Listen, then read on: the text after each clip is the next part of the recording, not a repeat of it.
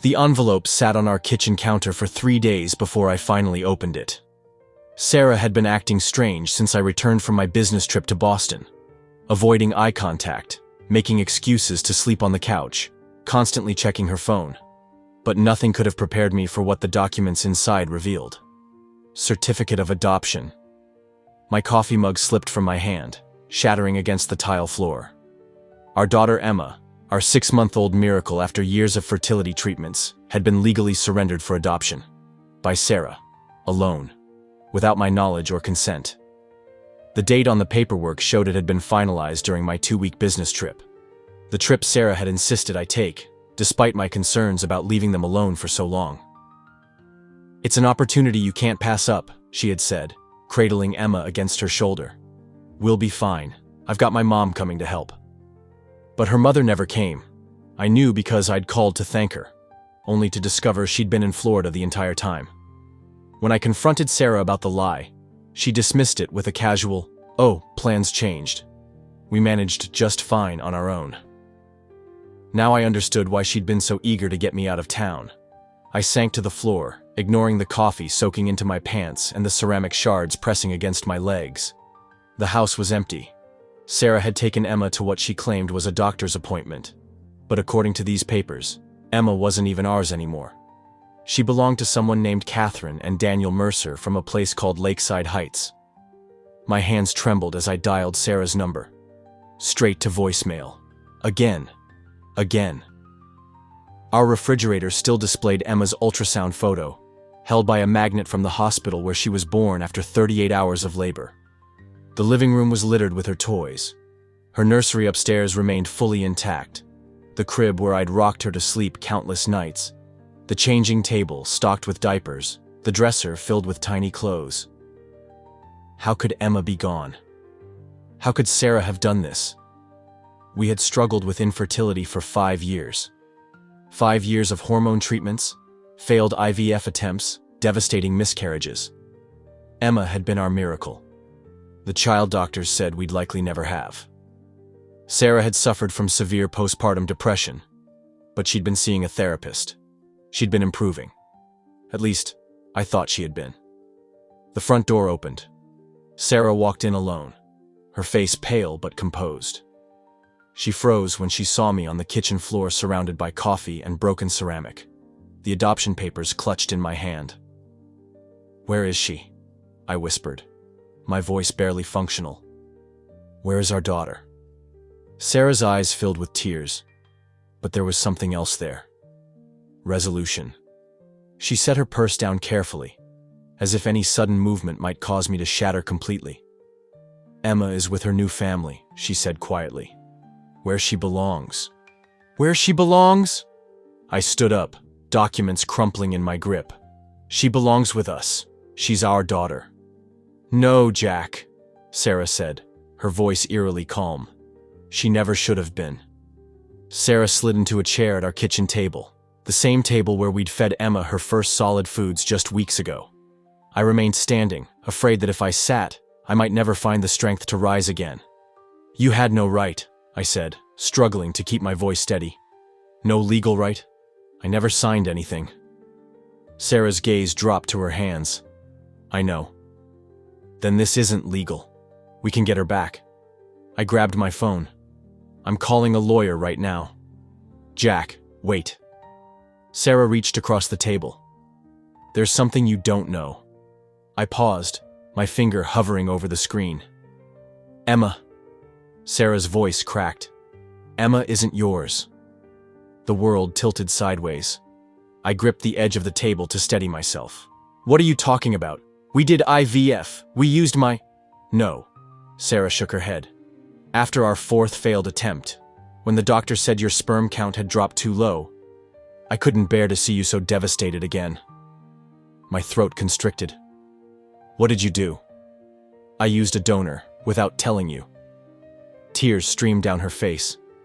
"The clinic helped me. I just wanted us to have a baby so badly." I sank into the chair across from her, memories flooding back. The surprise when the IVF finally worked. The joy on the ultrasound technician's face. My overwhelming pride seeing Emma's dark hair, just like mine. Except it wasn't mine. You've been lying to me for over a year. The betrayal cut deeper than I could have imagined. Who is the father? Sarah stared at the table. Anonymous donor. That's all I know. So why give her away? If you wanted a baby so desperately that you'd lie to me about something this fundamental, why suddenly decide she belongs with strangers? Sarah's shoulders slumped. Because I couldn't live with it anymore. Every time you held her, every time you talked about how she had your eyes or your smile, the guilt was consuming me. And the depression. It wasn't getting better, Jack. It was getting worse. So you gave our daughter away rather than tell me the truth? I slammed my fist against the table. You stole my child and then disposed of her. She wasn't your... She was my daughter, I roared, surprising us both with the force of my anger. Biology doesn't matter. I was there when she was born. I cut the cord. I was the one who walked her around the house at 3 a.m. when she couldn't sleep. I was her father in every way that counts. Sarah flinched but continued. The Mercers can't have children. Catherine had a hysterectomy after cancer. They've been waiting to adopt for years. I don't care, I said coldly. I don't care if they're saints. Emma is our daughter. The adoption is finalized, Jack. Because you forged my signature? Lied about being a single mother? There's no way this holds up legally. Sarah bit her lip. I listed father unknown on the papers. The room went silent. I stared at my wife. This stranger wearing Sarah's face who had systematically destroyed our family. Where are they? I asked finally. Who? The Mercers. Where did they take my daughter? Sarah hesitated. I can't tell you that. I stood up. Then I'll find out myself. And when I do, I'm taking Emma home, where she belongs. Jack, please. Sarah grabbed my arm. They're good people. They'll give her a loving home without the shadows of lies and resentment. Can you honestly say that's what we have left to offer her? I pulled away from her touch. What we have left? There is no we anymore, Sarah. You made sure of that.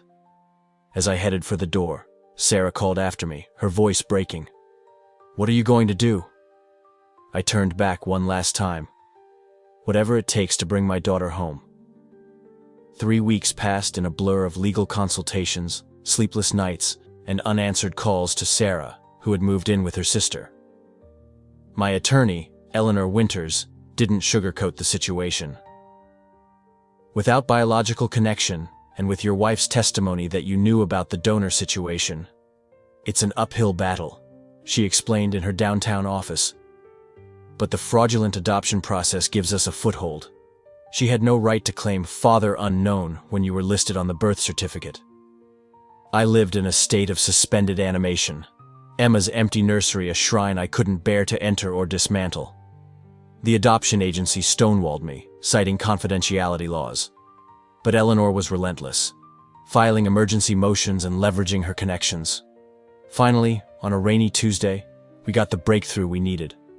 A sympathetic clerk at the county office revealed the Mercers lived in a suburb called Meadowbrook, about 2 hours north. I wanted to drive there immediately, but Eleanor cautioned restraint. We need to follow legal channels. Any impulsive action could harm your case. That night, Sarah appeared at our doorstep, soaked from the rain and looking hollowed out. They're bringing Emma to the courthouse tomorrow, she said quietly, for the hearing about the adoption validity.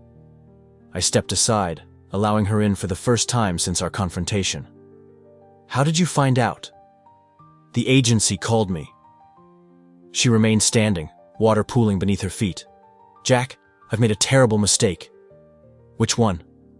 My voice was flat. All of them. Her eyes met mine, raw with regret. The lies about the donor. Giving Emma away. Everything. I said nothing, afraid that if I started speaking, I might never stop, might unleash weeks of rage and grief in a torrent that would drown us both. I wasn't thinking clearly, she continued.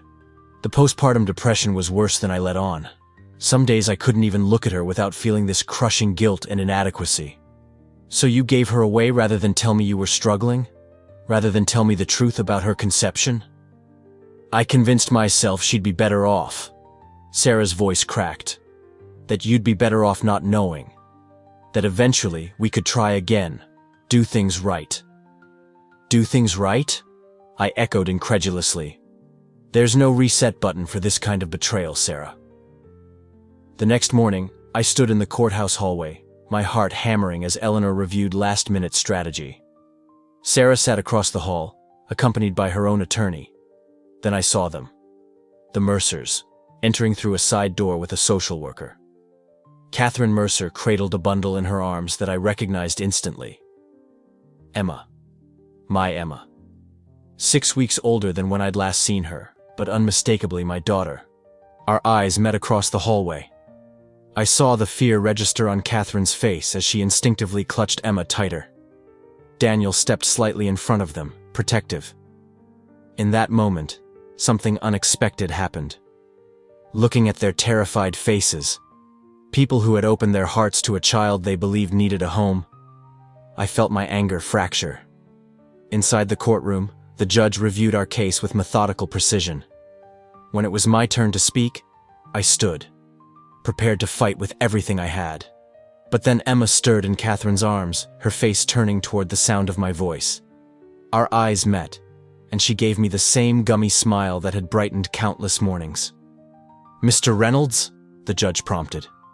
"Your statement?" I looked at Emma, then at the Mercers, then finally at Sarah, whose face was streaked with silent tears. "Your Honor," I began slowly. "I love my daughter more than anything in this world. These past weeks without her have been unbearable."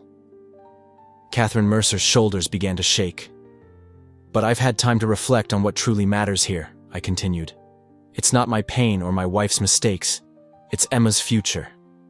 Sarah looked up, confusion replacing her resigned expression.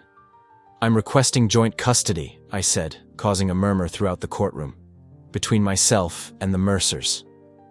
Eleanor tugged at my sleeve, but I continued. "Emma deserves stability, but she also deserves to know her origins. I'm not her biological father, but I am the man who loved her from before she took her first breath. I won't disappear from her life, but I won't tear her away from a home where she is clearly cherished." The judge's eyebrows rose. "This is an unusual request, Mr. Reynolds."